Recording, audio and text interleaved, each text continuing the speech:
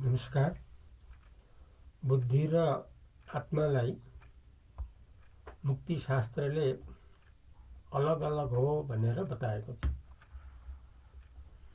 ज्ञान शास्त्रले, मुक्ति शास्त्रले के बताएको छ भने बुद्धि र आत्माको सम्बन्धमा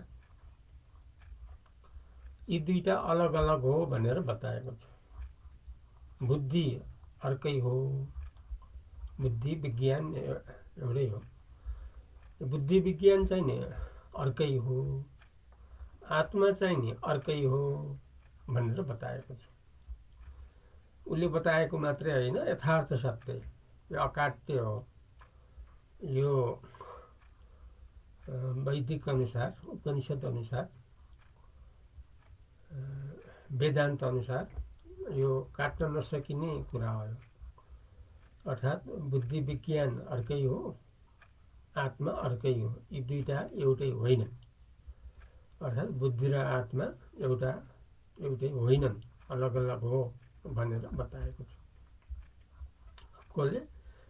ज्ञान विभागले, हिन्दू धर्मको ज्ञान विभागले, जो मुख्य हो। हिन्दू धर्मको मुटु हो ज्ञान विभाग।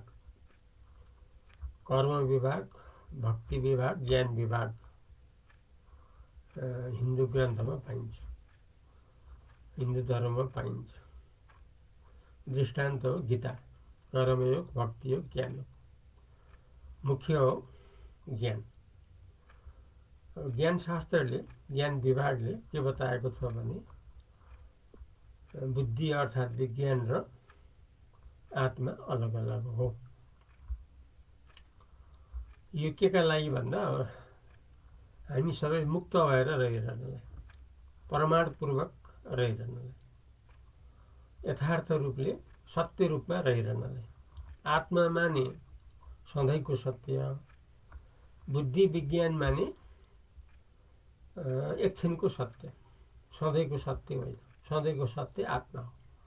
मुक्ति हुनलाई सधैँको सत्यलाई समात्नुपर्छ, त्यो आत्मा हो। बुद्धि विज्ञानका कुरा, शरीर संसारका कुरा हुन् यिनीहरू। शरीर संसारका कुराहरू सदाकालीन होइन, सदाकालीन हो आत्मा।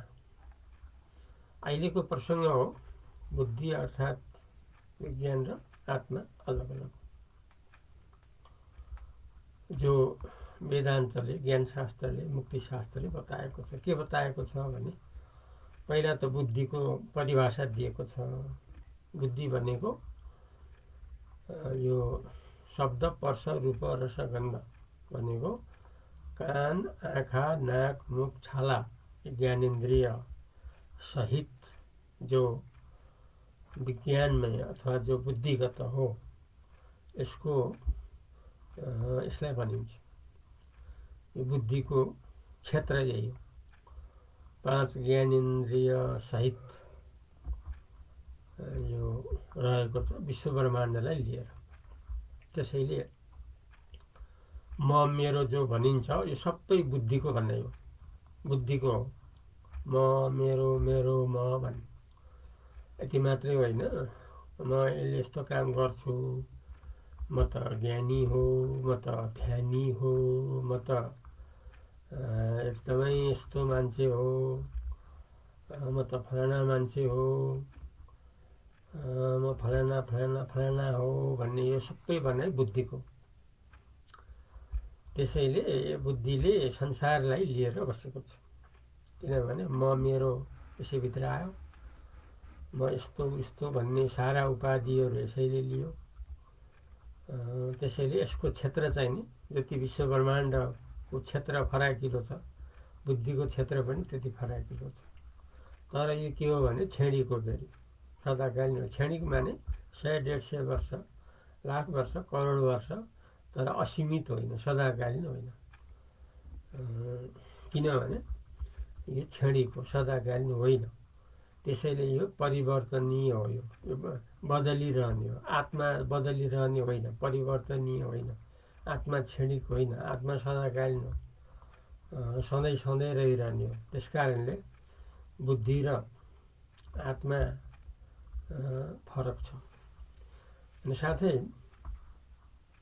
अब यो यथार्थ नजान्यो भने के हुन्छ भने होइन बुद्धि भने आत्मा भने त एउटै हो कहाँ अर्कै अर्कै हो र भनेर यस्तो पनि भन्ने गरिन्छ। यो भनाइ अविवेकी हो, विवेकीको भनाइ होइन। मुक्तिशास्त्रको ज्ञानशास्त्रको यथार्थ होइन यो चाहिँ नि। जहाँसम्म यथार्थ जानिँदैन, जहाँसम्म आफूलाई पुरा विवेक उत्पन्न हुन्न तबसम्मको भनाइ हो। के भनाइ? बुद्धि र आत्मा एउटै हो, आत्मा र बुद्धि एउटै हो भन्ने, तर होइन यो, फरक फरक। अब यहाँ के छ भन्दाखेरि बुद्धि चाहिँ नि, बुद्धि त कल्पित हो। कहाँ कल्पित हो? आत्मामा कल्पित हो, किनकि अधिष्ठान त आत्मा हो, मूल त आत्मा हो।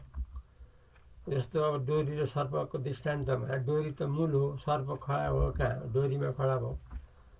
खडा भयो के सर्प कहाँ? डोरीमा। त्यस्तै सर्प जस्तै बुद्धि हो, खडा भयो कहाँ? जसरी सर्प डोरीमा खडा भयो त्यस्तै बुद्धि खडा भयो आत्मामा। हो, बुद्धि खडा हुन्छ अनि आत्माको नजिकै रहन्छ।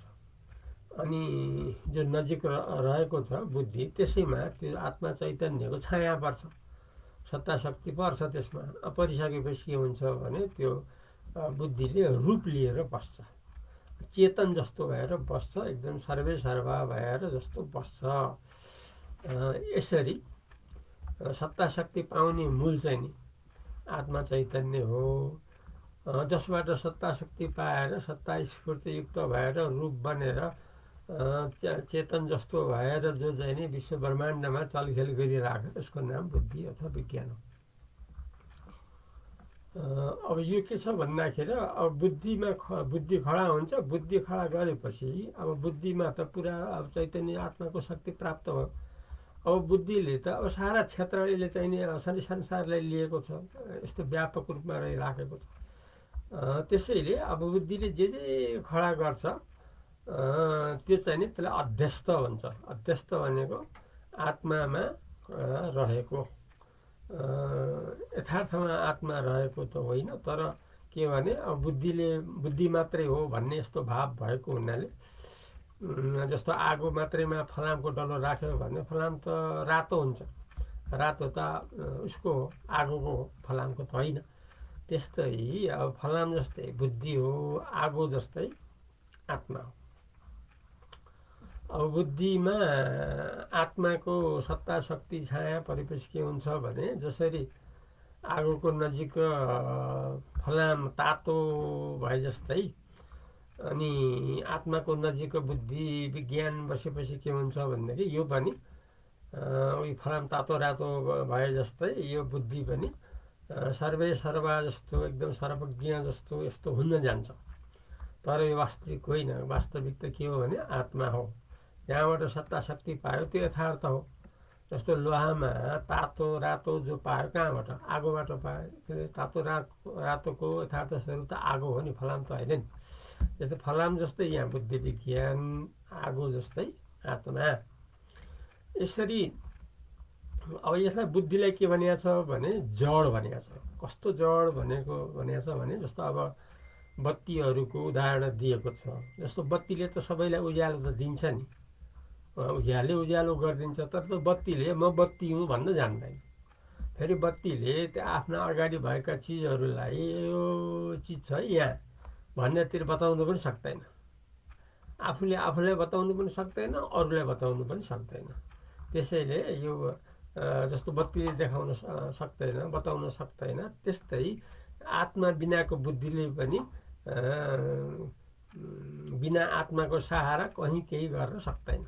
त्यसैले यो बत्तीहरूको दृष्टान्त दिएको छ बुद्धिलाई।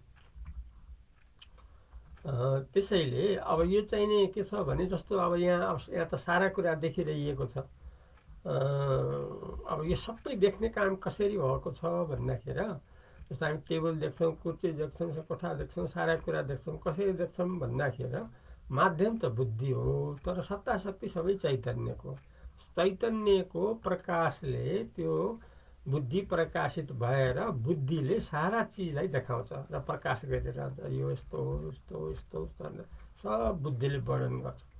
कसरी वर्णन गर्छ भन्दाखेरि सत्ता शक्ति उसले लिएर।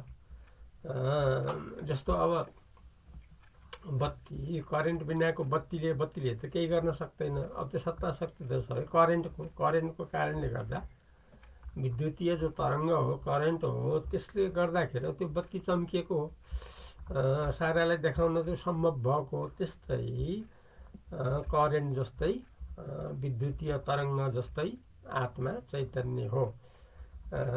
यसरी सारा चिजलाई बुद्धिले प्रकाशित गर्न सम्भव भइराखेको छ। कसरी भन्दाखेरि विद्युतीय तरङ्ग स्थानीय आत्मा चैतन्यको शक्तिले। अब यो कुरा छर्लङ्ग कसरी हुन्छ भन्दाखेरि बुद्धि यथार्थ होइन, आत्मा यथार्थ हो भन्ने दृष्टान्त हामीले सन्धिकालमा फेला पार्छौँ। सन्धिकाल भनेको एउटा कुरा आएको कुरा गयो, नयाँ कुरा आएको छैन, यो बिचको काललाई सन्धिकाल भन्छ। सन्धिकाल भनेको जस्तो एउटा देशमा एउटा देशको सिमानाबाट अर्को देशको सिमाना बिचमा त अलिकति खाली हुन्छ नि त, त्यसलाई सन्धिकाल भन्छ, बिच भाग भन्छ। त्यस्तै हरेक कुराहरू पनि त्यही हुन्छ, एउटा कुरा गयो अर्को कुरा आएको छैन, बिचमा अलिकति खाली हुन्छ। त्यो खालीमा बुद्धि छैन, बुद्धि हुँदैन, त्यो बिचमा खाली छ, त्यहाँ कुनै पनि दृश्य छैन भन्ने त्यो भनाइ साक्षी आत्माको भनाइ। तर साक्षी आत्मा छ, साक्षी आत्मा त सधैँ छ, त्यस कारणले सन्धिकालमा पनि साक्षी आत्मा छ। त्यसैले सन्धिकालमा बुद्धि छैन भन्ने जो भनाइ साक्षी आत्माको। त्यस कारणले यो बुद्धि विज्ञान भन्ने चाहिँ दृश्य हो, द्रष्टा होइन, द्रष्टा आत्मा हो। त्यसैले बुद्धि चाहिँ नि वास्तवमा के हो भन्दाखेरि दृश्य हो। दृश्य त वास्तवमा सत्य हुँदैन, देखिन्छ तापनि सत्य होइन। शरीर संसार देखिन्छ, हामी 100-150 जति वर्ष बाँच्छौँ होला, हामी देख्छौँ, तर देखिएको हुनाले रहँदैन। जस्तो 100-150 वर्षमा रहँदैन, त्यस्तै लाख करोड वर्ष रहला संसार, त्यसपछि रहँदैन।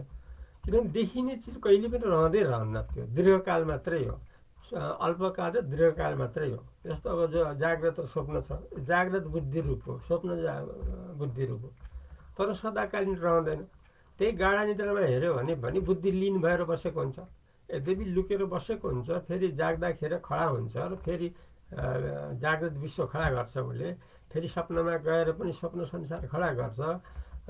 त्यहाँ सबै बुद्धिको चलखेल हो, बुद्धि रूप हो जाग्रत स्वप्न भन्ने। तर त्यही बुद्धि गाढा निद्रामा लीन भएर बसेको छ। आत्मामा त छँदै छैन, आत्मामा त टिक्नै सक्दैन, रहनै सक्दैन। जस्तो विशेष गरी तताएको हाँडीमा, विशेष गरी तताएको तावामा 2-4 थोपा पानी हाल्यो भने त झ्वाइँ हुन्छ, आफै हराइहाल्छ, त्यो अडिन सक्दैन। त्यस्तै आत्मा विज्ञानहरूको हालत पनि त्यही हो। आत्मामा यिनीहरू त्यो अड्न सक्दैनन्, रहन सक्दैन, किनभने यिनीहरू कल्पित हुन्। कल्पित चिज त अधिष्ठानमा त रहन सक्दैनन्। जस्तो हो सर्प कल्पित हो, डोरीमा कल्पित हो। अब त्यो सर्प त डोरीमा त बस्न त सक्दैन, किनभने डोरीमा सर्प बस्न खोज्यो भनेदेखि त सर्प त हराइहाल्छ, किनभने डोरी नजानेर सर्प खडा भएको हो। डोरीमा रहेपछि त सर्प हराइहाल्छ। त्यस्तै आत्मामा नरहेको कारणले, आत्माको अज्ञानको कारणले, अज्ञानको कार्य रूपले बुद्धि विज्ञान खडा भएका हुन्। बुद्धि विज्ञानहरू आत्मामा रहन खोज्यो भनेदेखि त त्यो त आत्मामा विलापन भइहाल्छ। जस्तो तातेको तावामा पानी हाल्यो भने के हुन्छ भने त्यसमा सुकिहाल्छ, त्यो अड्नै सक्दैन, हराइहाल्छ, झैँझिङ गर्छ, हराइहाल्छ। त्यस्तै हो। त्यस कारणले यथार्थ हो आत्मा, हर हालतमा आत्मा हो, आत्मा सदाकालीन हो। इसारा आत्मामा कल्पित हुन्, रहेका हुन्। कहिलेसम्म रहन्छन् यिनीहरू भन्दा आत्मालाई छर्लङ्ग जानेर आत्मामा नरहँदासम्म मात्रै यिनीहरूको चलखेल हो। जब आत्मामा रहिरहन्छ त्यसपछि यिनीहरूको चलखेल समाप्त हुन्छ। यसरी सर्पको चलखेल कहिलेसम्म, डोरीलाई नजान्दासम्म, डोरीलाई जानेपछि चलखेल समाप्त हुन्छ। त्यस कारण आत्मा चाहिँ अविनाशी हो, अखण्ड हो, यसको आफ्नै प्रकाश छ, आफ्नै आनन्द छ, सदाकालीन हो, परिपूर्ण हो। त्यस कारणले बुद्धि चाहिँ पराधीन हो, आत्मा पराधीन होइन, आत्मा स्वाधीन हो। आत्माको अभाव कहिल्यै पनि हुँदैन, यो सधैँ सर्वदा छ। किनभने आत्माको यदि अभाव हुन्थ्यो भने जाग्रत स्वप्नहरूको पनि अभाव हुन्थ्यो। तर जाग्रत स्वप्नलाई सधैँ देखाइराखेको छ कसले गर्दा सधैँ आत्मा भइरहेको कारण। त्यसैले सबैको यथार्थ स्वरूप केवल आत्मा हो। आत्मादेखि अर्को दोस्रो वस्तु वास्तवमा कहीँ केही छैन। त्यसैले बुद्धि अहङ्कार यिनीहरू अज्ञानकृत हुन्, अज्ञानका सन्तान हुन्। जब यथार्थ आत्माको ज्ञान हुन्छ तब अज्ञान र अज्ञानको सन्तान इसारा विद्य विज्ञानहरू रहँदैन, केवल आत्मा मात्रै रहिरहन्छ। त्यसैले सबैको यथार्थ स्वरूप केवल आत्मा हो।